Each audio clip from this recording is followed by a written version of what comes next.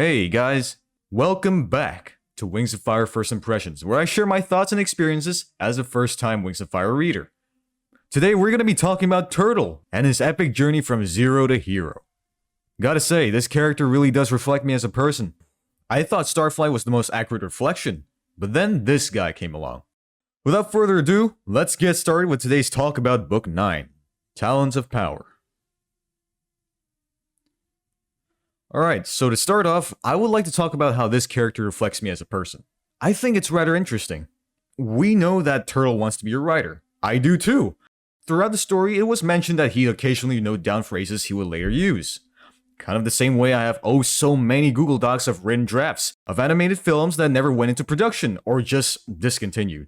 The same way I have 11 pages of new vocabulary I've noted down over the years of reading Wings of Fire. The same way I have a document consisting of all the ideas I have for my very own fanfic. Seriously, I have at least 10 documents that fall into those categories. And yes, I am writing a fanfic, and it's going to be about my Sona Pagarus. My Sona is gonna have lore, and his love story with a certain Rainwing maiden has yet to be written. It's funny, both Turtle and Pagarus are both in love with Rainwings. Another similarity I have with Turtle is the tendency to run away from problems instead of solving them, and the habit of dwelling in one's comfort zone. That's why I find it really easy to put myself in his talons. Because of that, I like this character a lot, and I can understand fully why people like him. It kind of takes me back to the time where I experienced a surge of inspiration and motivation when I read The Dark Secret. Both characters had experienced drastic development. Because Turtle is basically almost a spitting image of myself, I thought about following in his footsteps. That is by crawling out of my comfort zone, beginning to work on myself, and of course chasing my dreams. It's a very long journey from where I am right now. I have tons of projects that will take me there, including the aforementioned Glory AMV, which is animated frame by frame, and I'm aiming to imitate a full-on animated film type of style for this AMV. Other than that, there's also Cretaceous Endlings Reborn, which is my original animated series about Utahraptors. There's also my Wings of Fire fanfic I mentioned earlier, and last but not least, the Wings of Fire First Impression series as a whole. All these projects are still in production, and I can't promise when they will be finished. All I can say is, I am trying my best. I will get there. I want to get there, no matter how long it takes.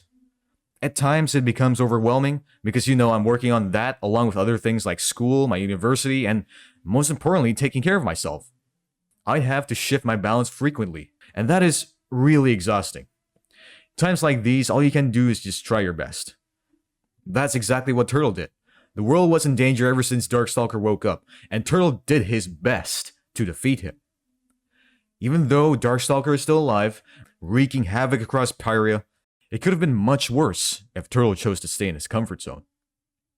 More dragons could have fallen for Darkstalker's spell, including his friends.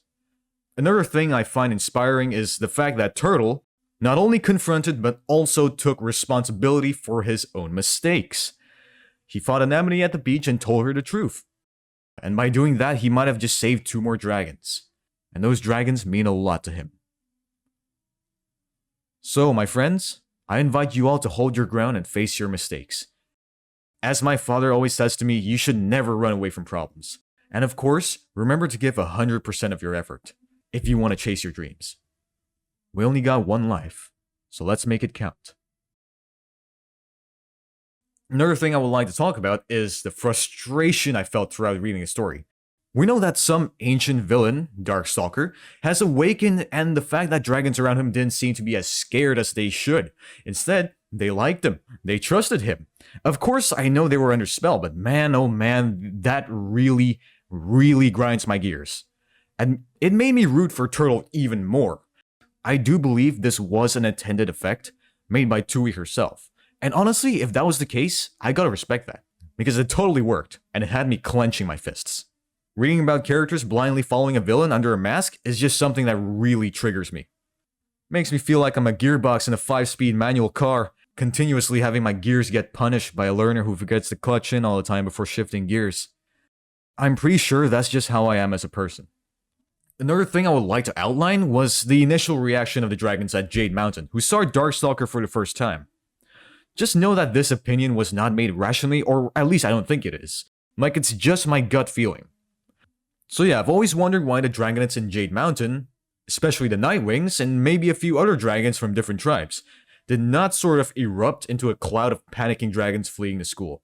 Instead, a majority stayed where they were, and some even chose to attack Darkstalker, which of course did nothing. Now, it may have something to do with this spell that makes anyone like and trust him, but after I thought about the moment where Icewing Dragonets at the library deliberately attacked Darkstalker and how they expressed their attitude against him, I feel like it's not really the case. Because we know how incredibly horrified the Nightwings were back then, and maybe a few other dragons. They genuinely wanted to get away from Darkstalker. Not to mention that the traumatizing story about the bad things Darkstalker has done has been passed on for generations, as a legend that scares and leaves dragons disturbed. From this, I do feel like the Dragonets should have reacted in a way that more so reflects the fear experienced by their ancestors.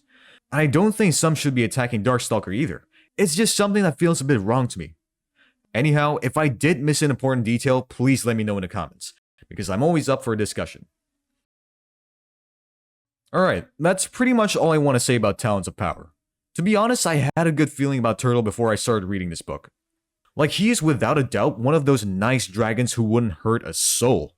Or at least never intend to. That's why I like him. That's probably why most people in the fandom like him. Anyways, with that being said, thank you all so much for stopping by, and I wish you all a good day. Peace.